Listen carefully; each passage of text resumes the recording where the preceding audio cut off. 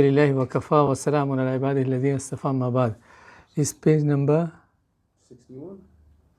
63? Al-Istimna 63.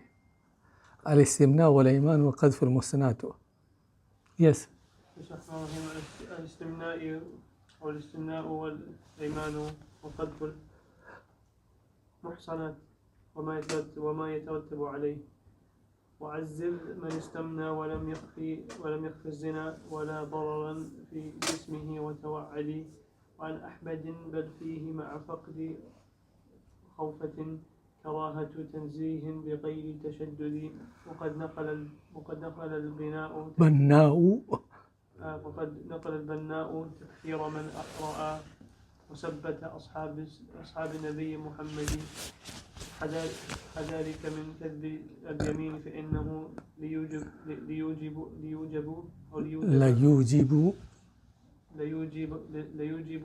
سخط الله إن يتعمد. Okay, let's start. Bismillah ar-Rahman ar-Rahim. Alhamdulillah wa kafa wa salamun ala ibadihi alladhina istafa ma ba'd. This is a new chapter. It says al-Istimna, the ruling of masturbation, wal Iman, and making an oath or swearing, wa Qadf al-Muhsanat, and accusing chaste, pious women of wrongdoing. Okay, so three things: Istimna, wal Iman, making oath or swearing, and Qadf al-Muhsanat, and accusing chaste, pious women who meaning who are simple and who don't think of committing anything wrong or so. So what if someone accuses them of adultery, let's say, of wrongdoing? Okay, so let's start. And what are the implications of these three issues? So let's start with the istimna. Okay, everyone knows what istimna is, masturbation. And knows billah, in this country they teach kids from the very young age. From a very young age. Teenagers or even before. 11 years, 12 years, in the RE and the other subjects. Okay? Say again? I say in these countries, knows billah, they teach kids who are not aware maybe because of the young age, 10 year, 11 year or so. They teach you, they tell you what masturbation is and how it needs to be done. Do they? Yes.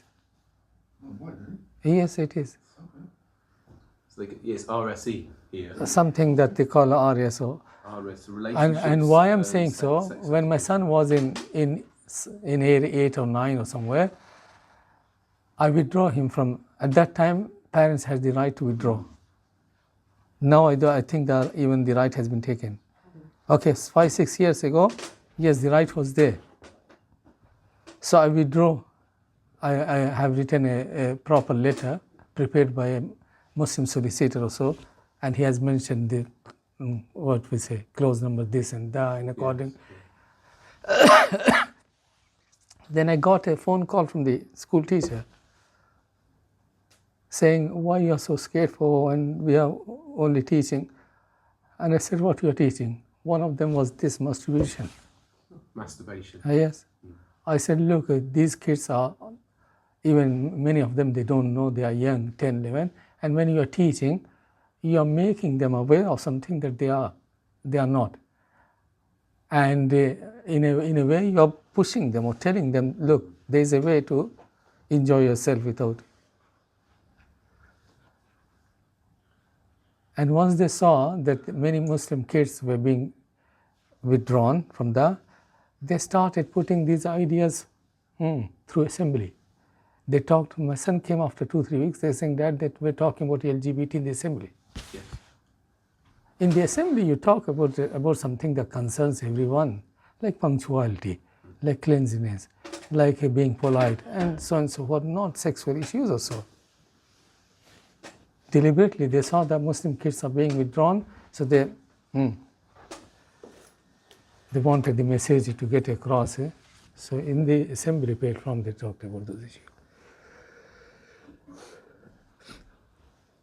Okay, so he's saying, وَأَزِّرْ مَنْ إِسْتَمْنَى, meaning the one who is involved in this activity or has a habit of then wa'azzir, meaning he should be disciplined, he should be taught a lesson. Meaning if the case goes to the people in authority, then they should advise him and put some penalty and try to stop him from doing so. So he's saying wa'azzir man istamna walam yakhif az-zina. Pay attention what the author is saying. He's saying if someone is not fearful of getting involved in adultery, meaning someone is not fearful of getting involved in adultery, still he practices masturbation, then he needs to be disciplined. What it means? It means that if someone fears that he may get involved in the zina, if he doesn't do so, it means it is okay. Okay, but this opinion is very weak one, and it has been attributed to Imam Ahmad ibn Hanbal. Meaning it is Imam Ahmad ibn Hanbal who says that if someone is young and cannot control of his lust and desire, and he thinks that he may fall into adultery or so, okay, so in order to protect him or prevent him from bigger evil, so he is allowed, or it is okay for him to practice masturbation or so. But that is weak opinion. The overwhelming majority, majority of the scholars, they have said masturbation is haram regardless. And that is the correct opinion. Where is the dalil to say? Is there in the Quran, وَالَّذِينَ لِفُرُوجِهِمْ حَافِظُونَ, the true believers are those who safeguard the private parts, except for the legal spouses, or مَا مَلَكَتْ أَيْمَانُهُمْ, or the legal, what we say, maids, female maids. Apart from that, they safeguard the private parts. And we find in the hadith as well, Prophet ﷺ said, oh, young people, youngsters, whoever can afford to get married, then go ahead and get married, as long as you are grown up and you have financial means. And if someone hasn't got the financial means and he has got the desire but no financial means, then Prophet ﷺ, what did advice he gave? Fasting. Because fasting helps you take control over yourself and lessens the drive, sexual drive will be weakened gradually. Okay, Prophet ﷺ didn't say, okay, there is another way to satisfy your lust and desire. Okay, وَأَنْ أَحْمَدَ بَلْ فِيهِ مَا فَقْدِ خَوْفَةٍ كَرَاهَةُ تَنْزِيهٍ بِغَيْرِ تَشَدُّدِ. Okay, there is another saying of Imam Ahmad ibn Hanbal, which is even more weaker. He says, even though if there is no danger of getting involved into the adultery, still it is fine. Meaning that this is more lenient than the first one. The first one, at least, he says someone who really thinks that if he doesn't do it or doesn't satisfy himself, he will fall. And the second opinion is even more weaker. He says, "Ma faqd khawf," even though if there is no danger of him getting involved into zina or adultery, still it is okay. But it's not the correct opinion. Is the masturbation is haram, regardless, in all situations. Okay, if someone is young and the pressure is on him, the hormones on, and financially he cannot, then he has to remain patient and fast until Allah subhanahu wa ta'ala eases his situation and eases his financial situation and enables him to get married.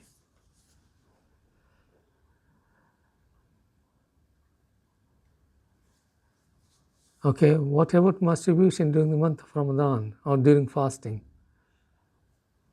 Okay, if it is haram and normal, then it will be even more haram so. And it will break the fast as well.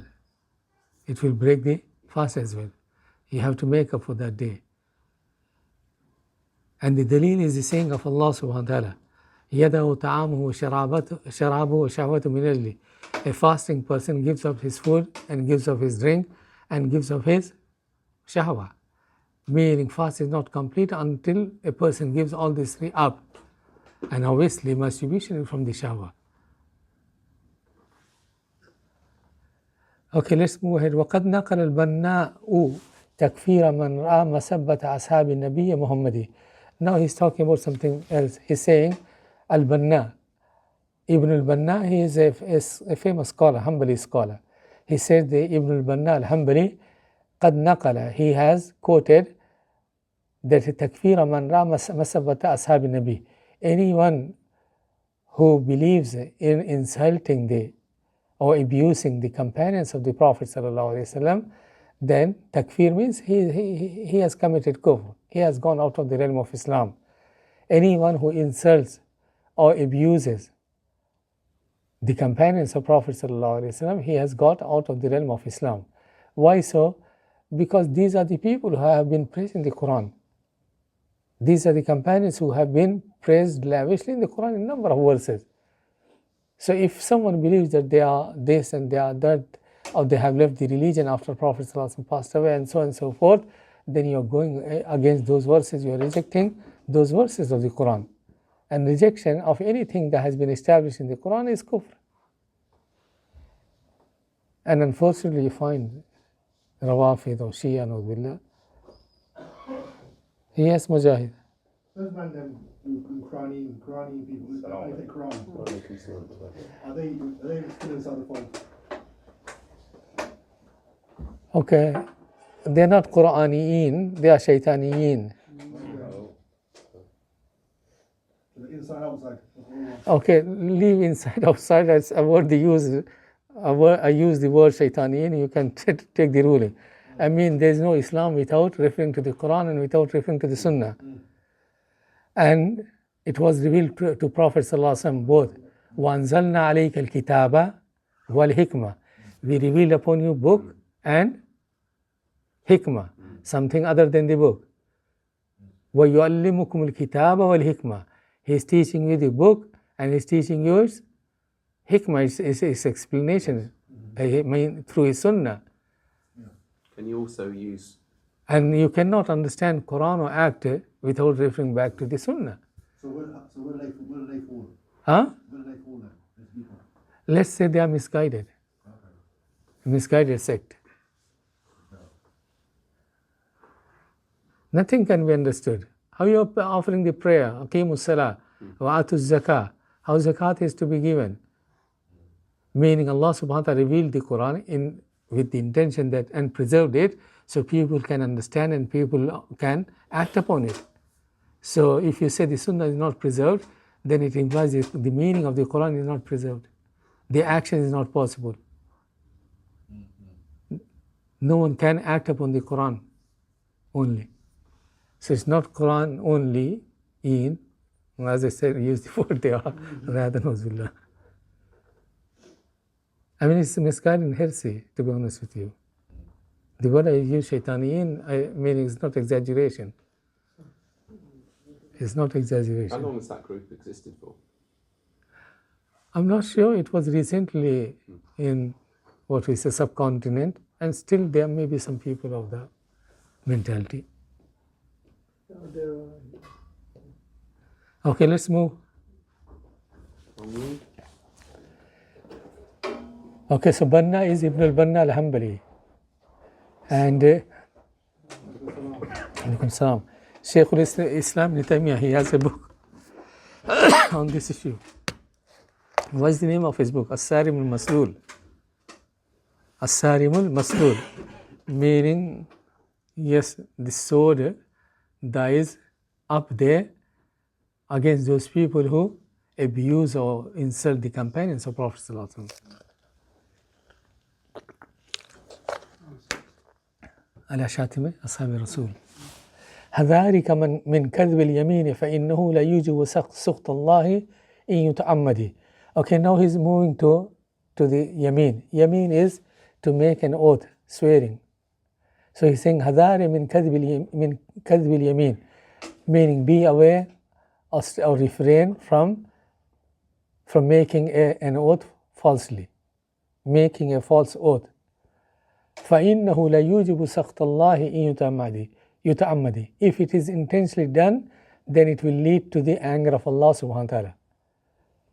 It will lead to the anger of Allah subhanahu wa ta'ala. And I mentioned the hadith in previous lesson in which Prophet sallallahu alaihi wasallam said, أَلَا أُنَبِّئُكُمْ بِأَكْبَرِ الْكَبَائِرِ.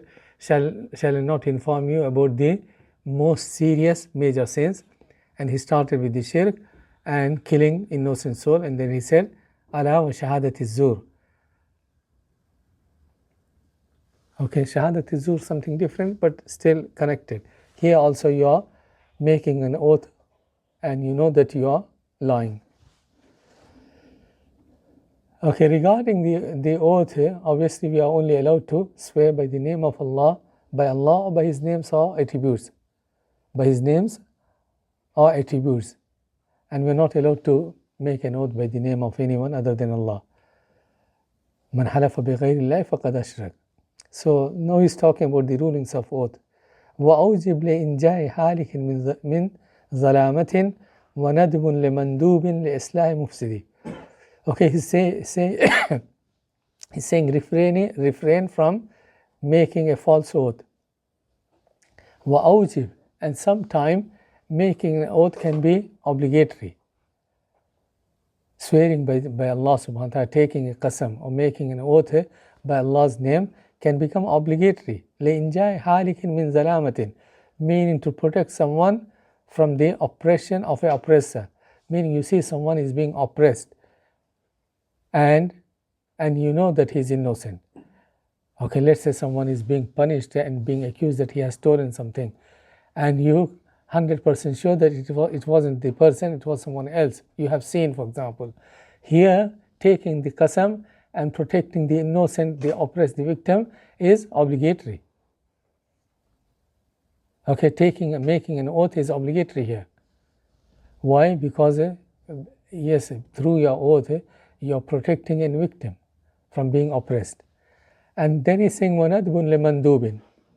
Okay, if something is recommended and you're making an oath, then your oath or your qasam also will be recommended.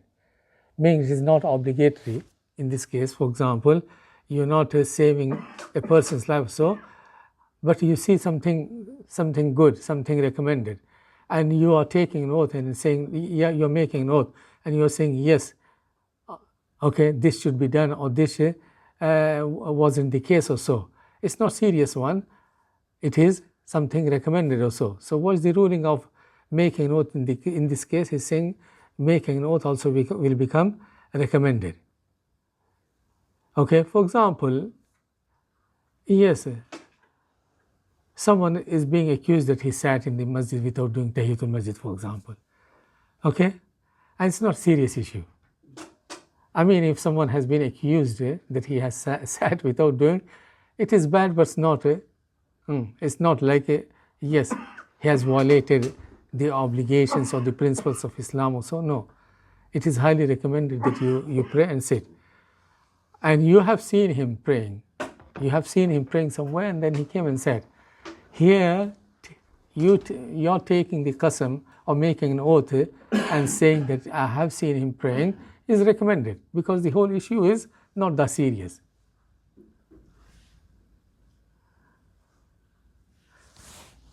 Okay, وَمَنْ يُولِ أَحَدًا كَاذِبًا لِاقْتِتَائِهِ بِحَقِّ امْرِئٍ يُغْضَبُ عَلَيْهِ وَيُبِدِ. And now he's saying if someone makes an oath in order to occupy illegally someone's right, I mean the case has gone to the court, and the victim, the defendant, hasn't got any evidence or so. And now the Qazi is saying, okay, you make an oath and say that this plot or this land belongs to you, and you know that it doesn't belong to you. You have made an illegal or false oath in order to take the right of other person intentionally. Then this is more serious sin. Okay, sometimes, I mean, making an oath falsely is serious, but depending on the situation. For example, you are saying, yes, I saw him doing, or I saw him not doing. It's not serious issue, you're lying. Okay, you'll be sinful, but here the issue is serious. You're lying and making an oath, what we say falsely, in order to take the right of other person is serious. Allah subhanahu wa ta'ala will become angry.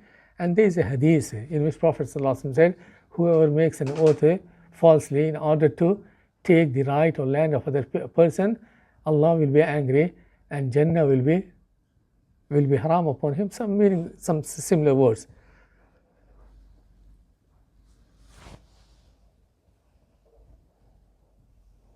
Okay, وَلَا شَيْءَ فِي إِلَاءِ الْمُحِقِّ تَيَقُّنًا. Now he's saying, if you know something clearly, and you're making an oath or you're swearing by Allah subhanahu wa ta'ala and you're truthful. So what's the ruling here? It's fine. Take an oath is fine. But be careful, even if you're truthful, don't make it a habit all the time. By Allah, by Allah, by Allah. There are many people for every single thing they take a serious, non-serious. That's also no good. Because Allah is great and His name is great. So don't bring Allah subhanahu wa ta'ala in minor issues. You only take a qasam, make an oath while you're truthful and when it is needed. ولا شيء في إله المحق تيقنا.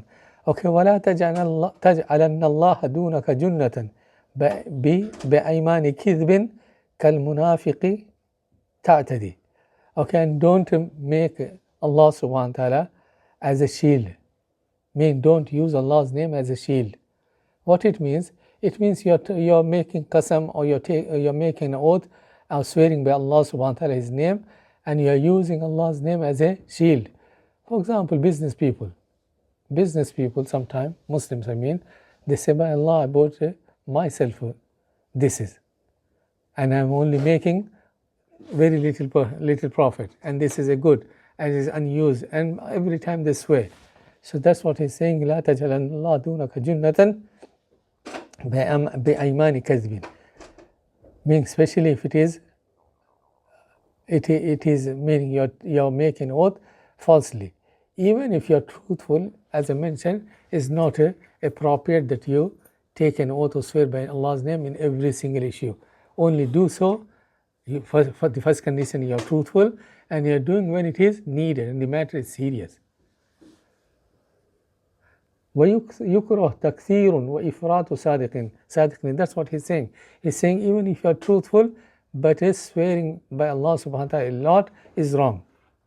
Why so? Because you develop the habit, sometimes you may swear by Allah's name even when you are lying, because it is on the tip of the tongue.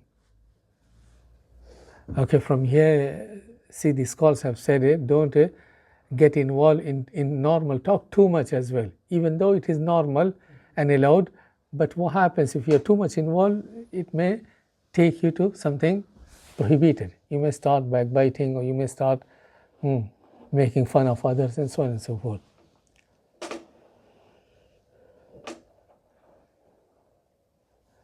Okay, now he's saying, وَمَنْ يَكُ خَيْرًا هِنْثُهُ فَهُوَ سُنَّةٌ وَنَدْبٌ لَدَى الْقَاضِي لَذِي الْحَقِّ يَفْتَدِي وَلَا بَاسَ فِي إِيمَانِهِ مَا صِدْقِهِ وَلَا يَنْفَعُ التَّعْوِيلُ مِنْ كُلِّ مُعْتَدِي.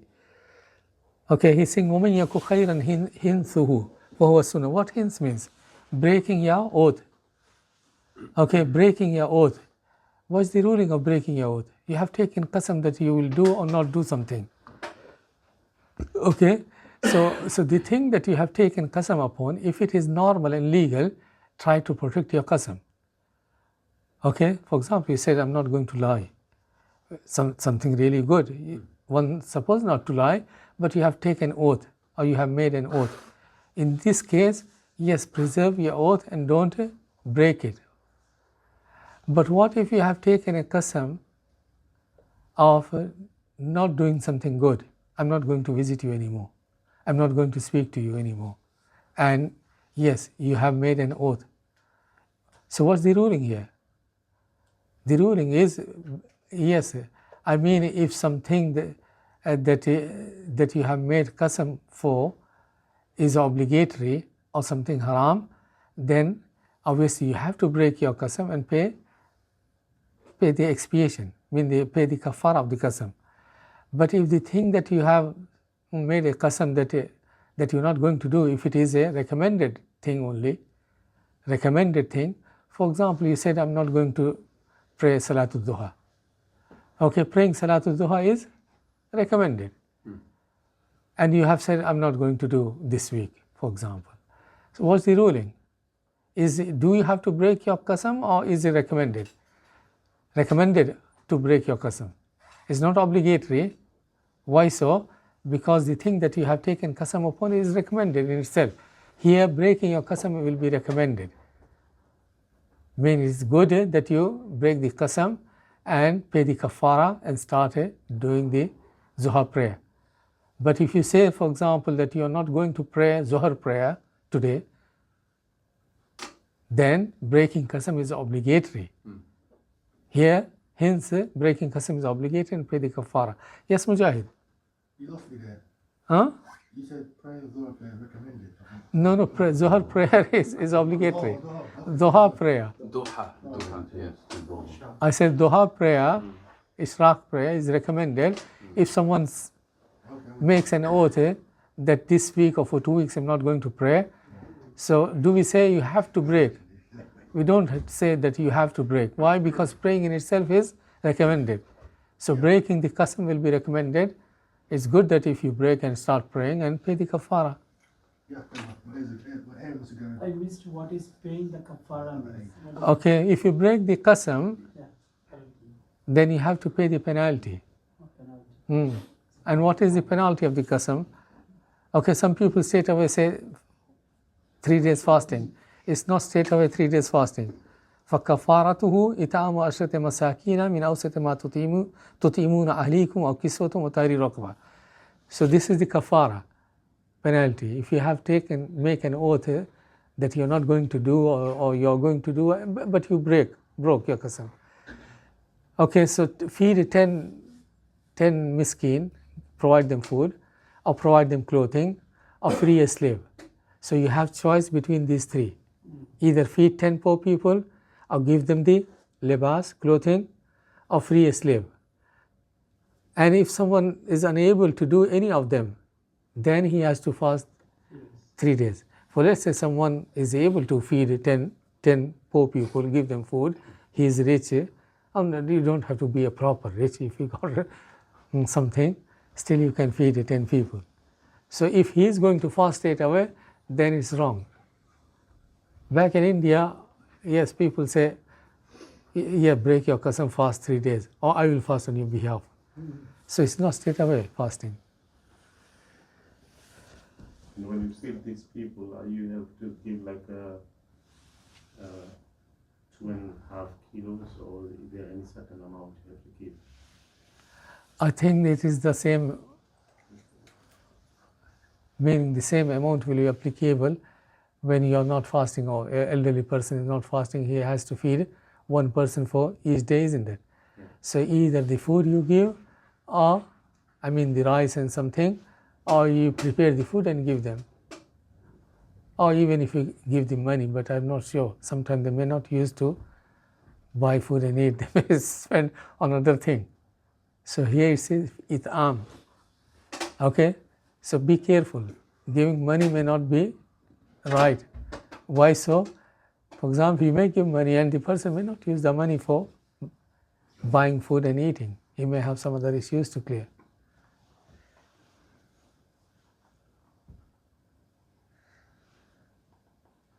Okay, ولا بأس في أيمانه مع صدقه ولا ينفع التعويل من كل معتد. He's saying ولا بأس في أيمانه مع صدقه ولا ينفع التعويل من كل معتد. In كل معتد, meaning if a person is wrongdoer and he's making an oath and he's doing ta'wil. Okay, what ta'wil means? Meaning ta'wil means you are saying something, your intention is different, but the listener will understand something different. Like tawriya and ta'wil is the same here.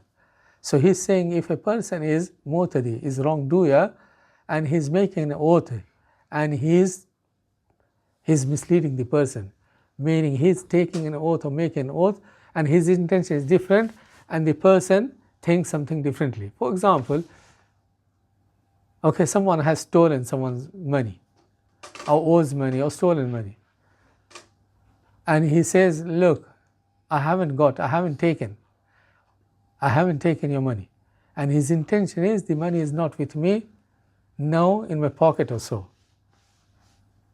Okay, and he's making an oath, he's saying, I haven't got your money, I haven't. And his intention is, yes, I haven't got your money at this moment. It's there in the bank with your home or so. And the person who is listening, he understands that he hasn't taken money at all. So he's saying if a person is wrongdoer, then no way he can make an oath and try to make the person or make him understand in a different way. Okay, the tawriya is only allowed when you are upon the truth or when your intention is to do something good. For example, two disputing people and you want to bring peace among them. You want to make peace among those two people who are not getting on well or have dispute. Here, ta'wil and tawriya, even what we say, a little lie is allowed. A white lie. White lie is allowed. Why? Because the intention is good. It's not white. Huh? White one is the big lie. Huh? It's the bad lie this time, yeah? Okay, let's say my little one. For example, yes, you go to the other person and you say, look, I saw him making dua for you. Why are you angry for no, meaning why are you upset with him for no reason? I heard him, I'm sure that he was making dua for you. And his intention is that in at-tahiyyat we make dua for everyone. We say, wa ala ibadillahi salihin, assalamu alayka wa ala ibadillahi salihin. May peace be upon you and may Allah's peace be upon all righteous people, all Muslims. And when we say Allahumma ighfir lil mu'minina wal mu'minat, is that clear now? We are including everyone. Okay? And the listener will think, oh, he was making mention of me specifically and making dua. Okay? So it is not lie, rather it is tawriya and ta'wil.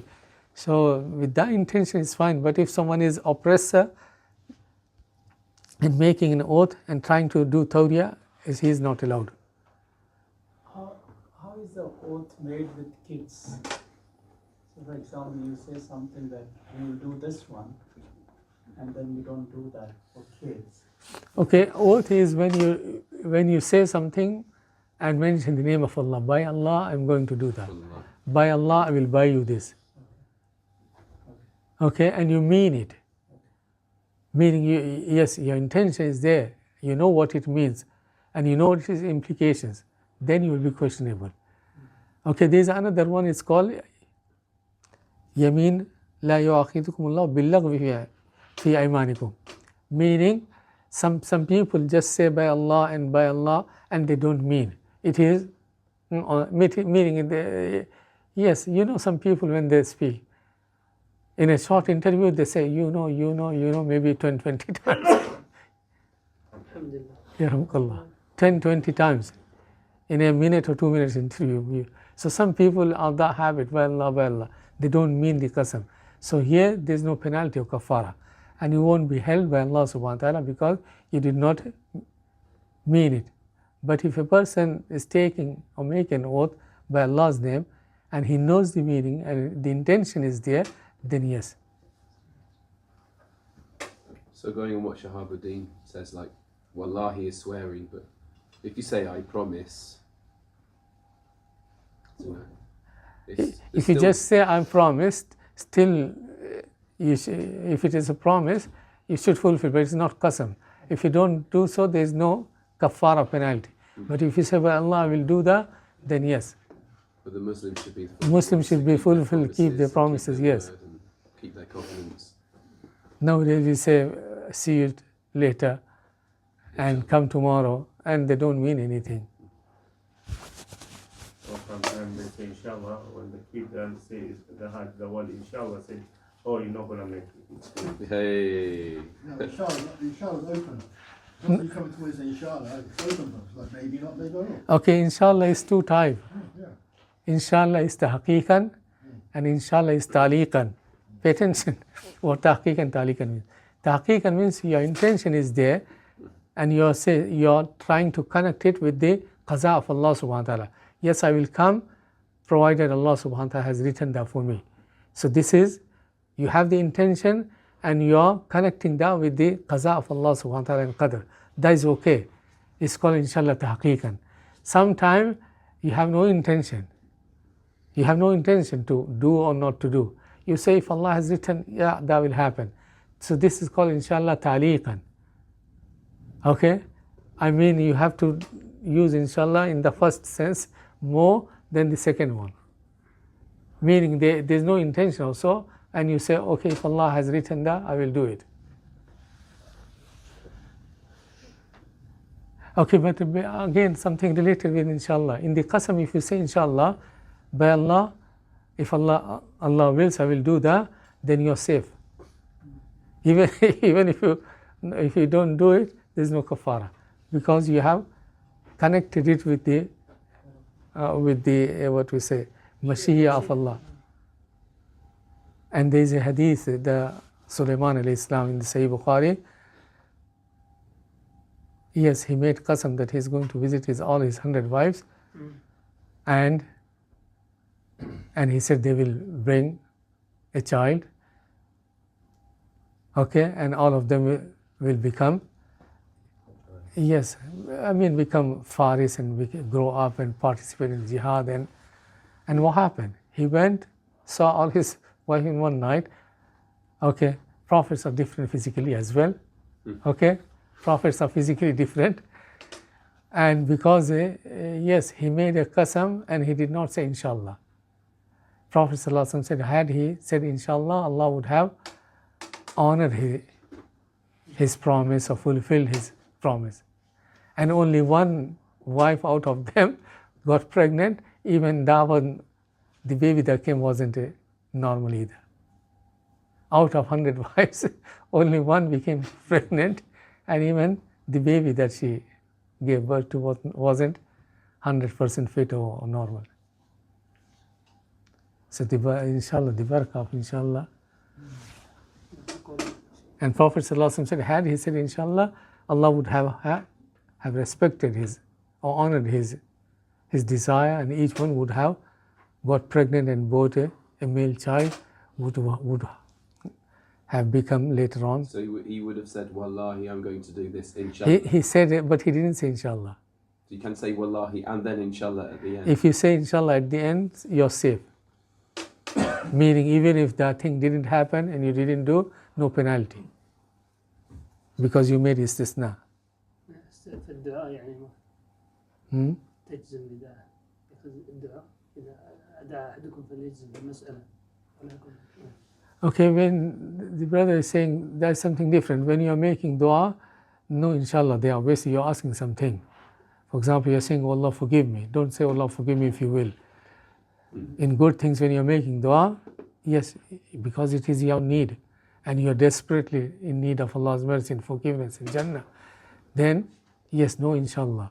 And in a similar way, when you say, if somebody says to you, may Allah make you successful, some people will say inshallah and some people will say ameen.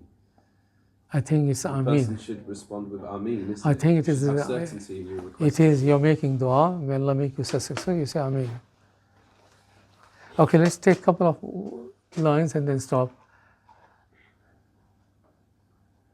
ولا يجب التكفير من هنث حالف سوى حالف بالله ربي وموجدي. He's saying if someone makes an oath not with Allah's name, with someone other than Allah's name, okay, so there's no honor, meaning this oath in itself is wrong. Even if he breaks or not breaks, there's no kafara. Is that clear now? If someone is taking qasam by other than Allah's name, which is wrong, okay, let's say yes, he didn't honor the qasam, nothing upon him, because the qasam itself is not sanctioned, not valid, so there is no sanctity for this type of qasam. Okay, and let me mention the saying of Abdullah ibn Masud. He said, for me, falsely making an oath by Allah's name is believed than making an oath by the name of other than Allah truthfully. Meaning there, even if I'm truthful, I'm committing shirk. Here, I'm making qasam by Allah's name, I'm lying, so you are not committing shirk, you are being sinful. Is that clear now? Me taking a qasam falsely or making an oath falsely in Allah's name is more beloved than making an oath in the name of other than Allah and being truthful. Is that clear now? Yes. Yes. Why so? Because in the second case, you're truthful but you're committing shirk. And here you're lying, but you haven't committed shirk. Yes, you have lied, and which is a sin. And that covers things like, is this referring to other gods that people worship? Because like in the English culture, people used to say, by my mother's grave. Everything, by my father, by my mother, even by prophet, let's say someone, or by Jibreel, other than Allah, anyone. So there's no sanctity for this qasam, and yes, and even if a person is breaking his qasam, that's fine, there's no kafara, because the qasam in itself is not valid. Okay, we'll stop here. Subhanakallah wa bihamdika ashhadu an la ilaha illa anta astaghfiruka wa atubu ilayk. Astaghfirullah wa atubu ilayk.